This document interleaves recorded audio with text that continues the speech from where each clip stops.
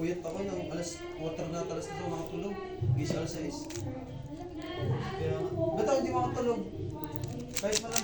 Grabe ka na. Nga, nakapikit lang ako. Dami naisip.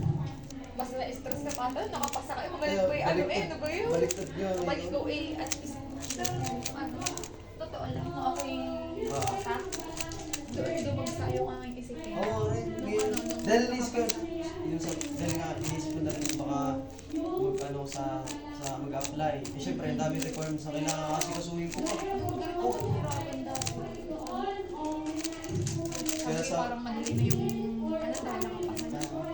Minsan pa pa. Eh ngayong Martes na ako bibili yung ticket dahil schedule ko. Sa may PIC, sa Arellano, sa Intersect ko bro. Yung plano eh, sabi ko baka kami na apply kang sa ticket, pero baka sabi ko pwede mo siguro kasama. Yun nga lang, sabi nila, hindi nasa labas na sila. Aantay na lang. Hindi na lang siguro. Sa labas Baka kaya ng mga tele ko, ipapasagot ko lahat, siya magbabayad na yung ticket. Hindi.